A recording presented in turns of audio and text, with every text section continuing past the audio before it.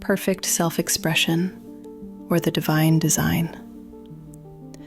No wind can drive my bark astray, nor change the tide of destiny. There is for each man perfect self-expression. There is a place which he is to fill, and no one else can fill. Something which he is to do, which no one else can do. It is his destiny.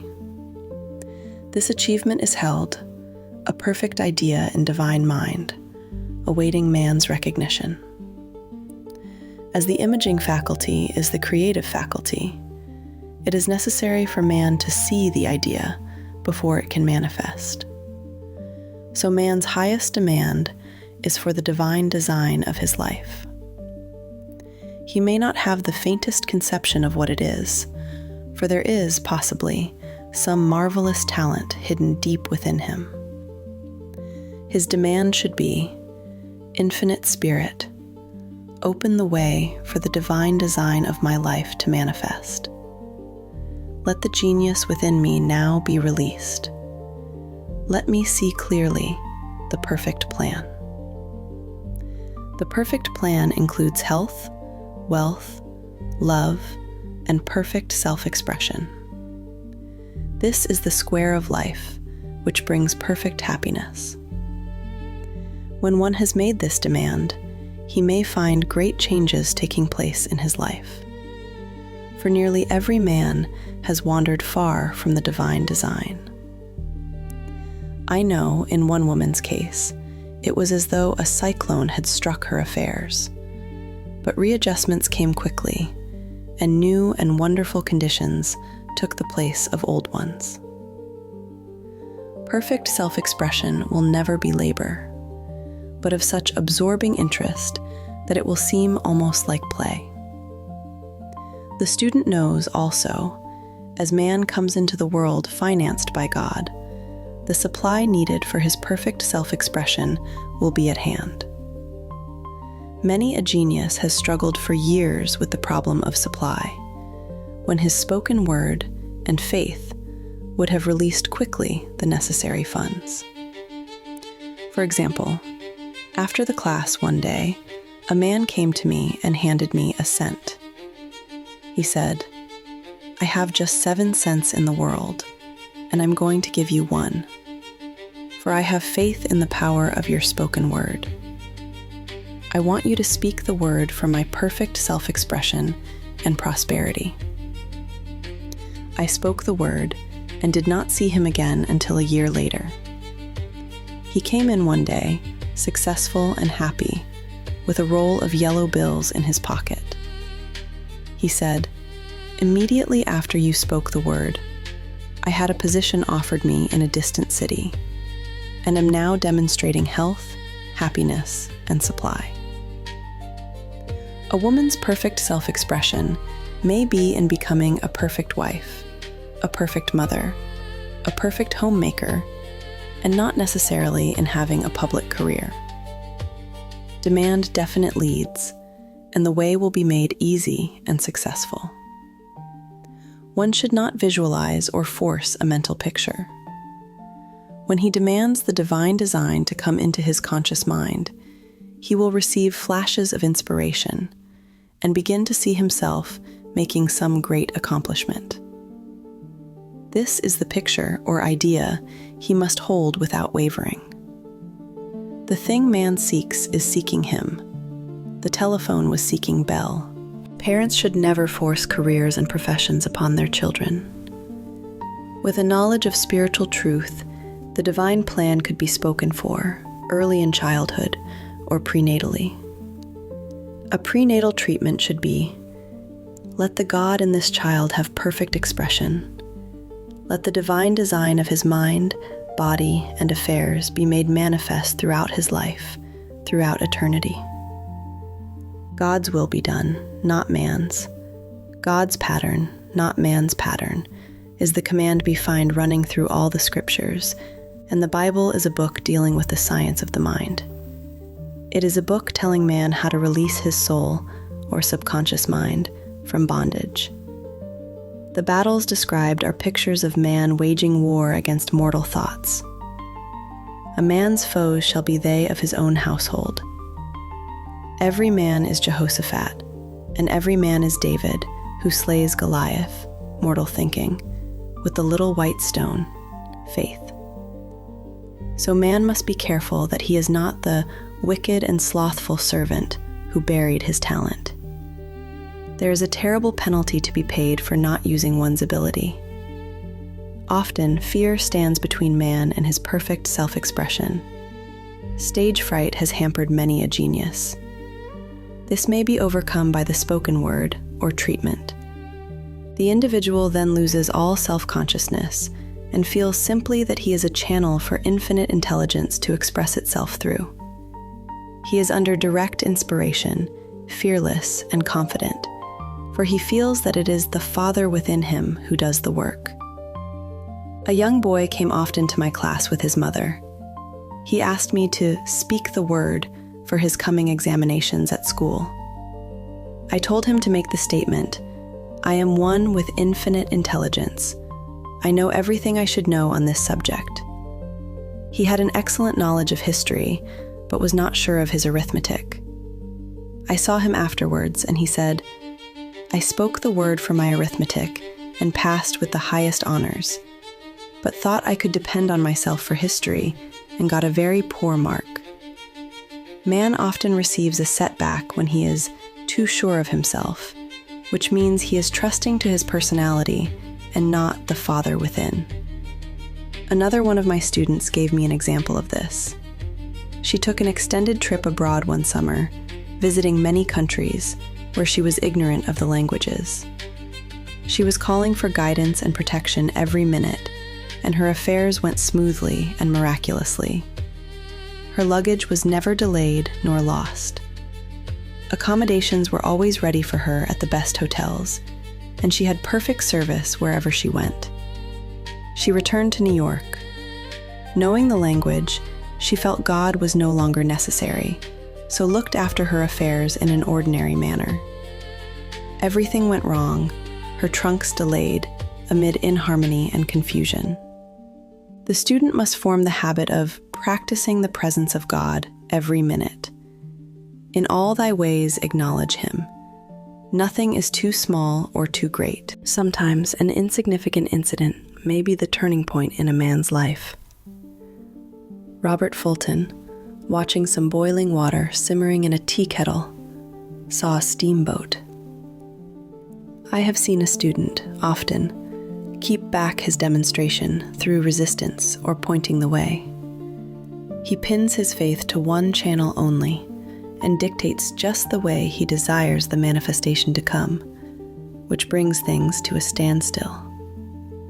My way, not your way, is the command of infinite intelligence. Like all power, be it steam or electricity, it must have a non-resistant engine or instrument to work through, and man is that engine or instrument. Over and over again, man is told to stand still. O Judah, fear not, but tomorrow go out against them, for the Lord will be with you. You shall not need to fight this battle. Set yourselves, stand ye still, and see the salvation of the Lord with you. We see this in the incidents of the $2,000 coming to the woman through the landlord, when she became non-resistant and undisturbed, and the woman who won the man's love after all suffering had ceased. The student's goal is poise. Poise is power, for it gives God power a chance to rush through man, to will and to do its good pleasure.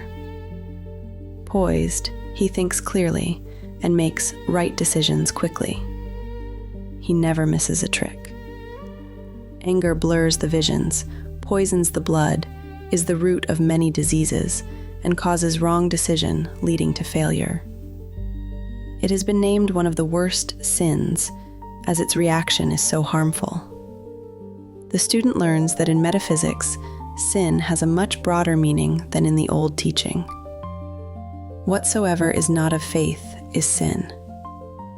He finds that fear and worry are deadly sins. They are inverted faith, and through distorted mental pictures, bring to pass the thing he fears. His work is to drive out these enemies from the subconscious mind. When man is fearless, he is finished. Maeterlinck says that man is God afraid. So, as we read in the previous chapters, man can only vanquish fear by walking up to the thing he is afraid of.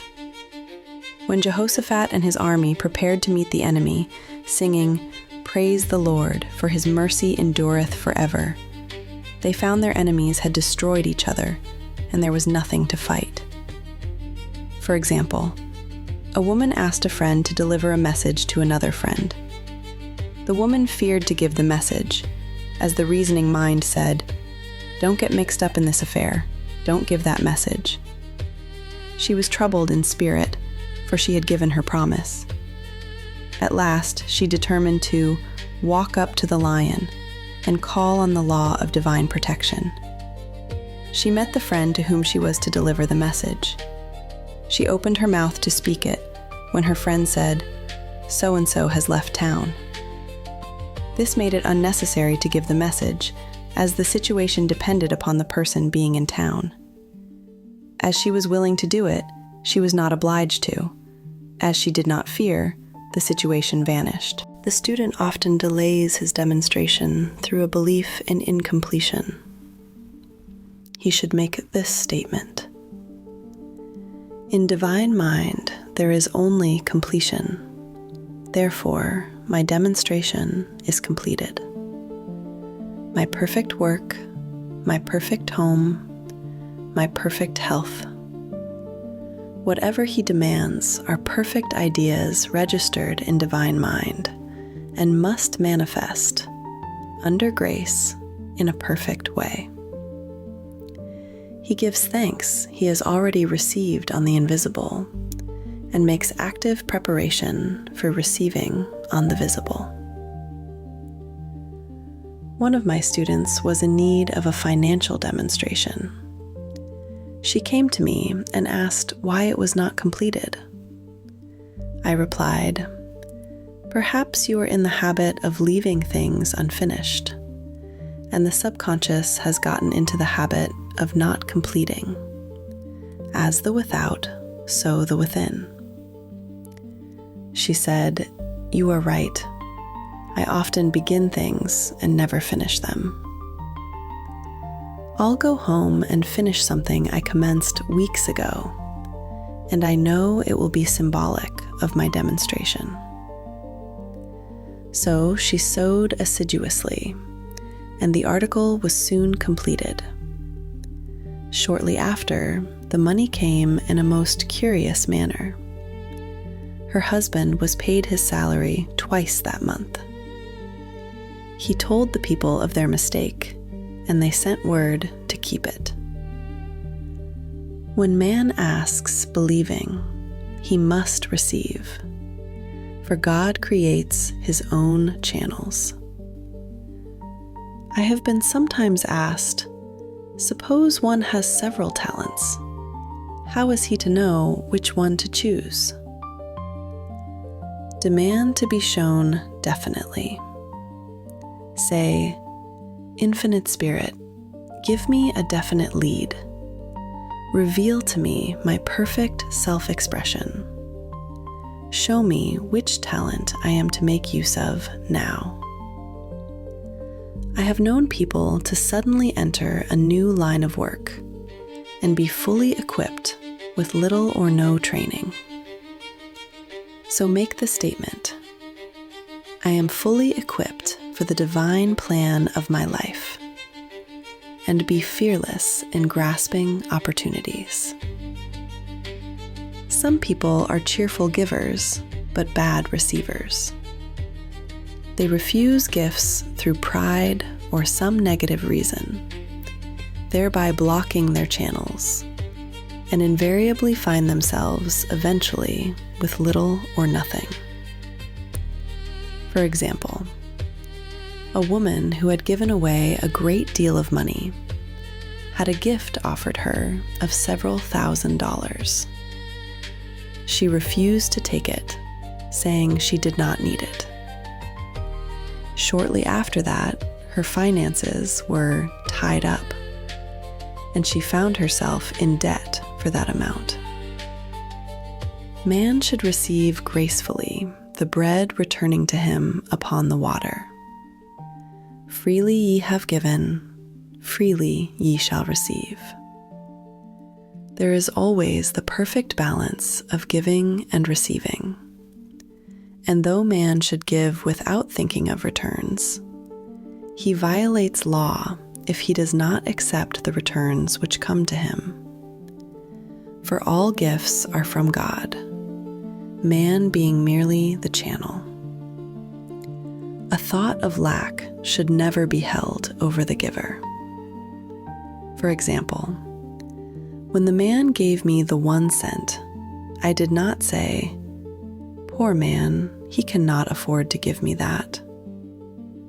I saw him rich and prosperous, with his supply pouring in.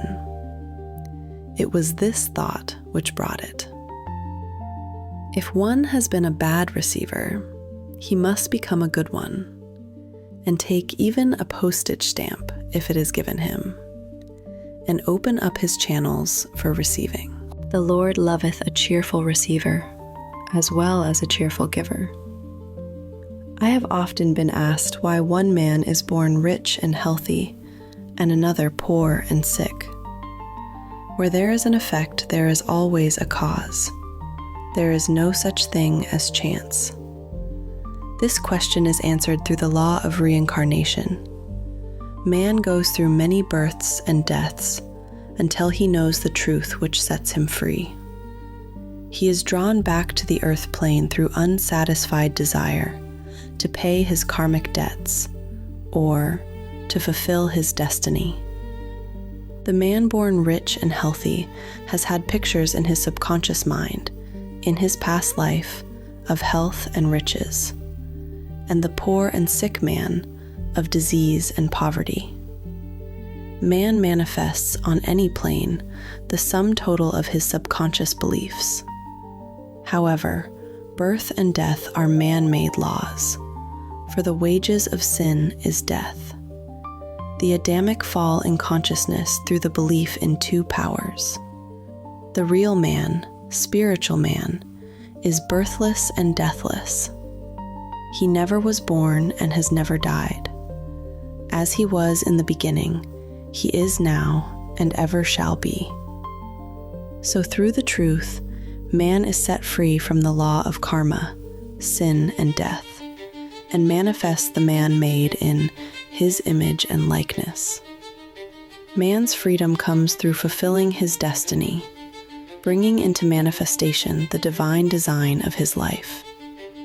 His Lord will say unto him, "Well done, thou good and faithful servant. Thou hast been faithful over a few things. I will make thee ruler over many things, death itself. Enter thou into the joy of thy Lord, eternal life." You've been listening to The Game of Life and How to Play It by Florence Scovel Shinn, an illustrator living in New York City who became a teacher of New Thought after a divorce. New Thought was a movement which holds the belief that individuals can create their own reality through intentional thoughts and prayer, much like the current law of attraction movement. If you're ready to improve your finances or love life, watch the next video in the series, Denials and Affirmations. Get your daily dose of mindset upgrades by subscribing. Can you help us spread the abundance by sharing this channel with a friend? Thank you for being here. Provide an energy exchange by hitting the like button and subscribing.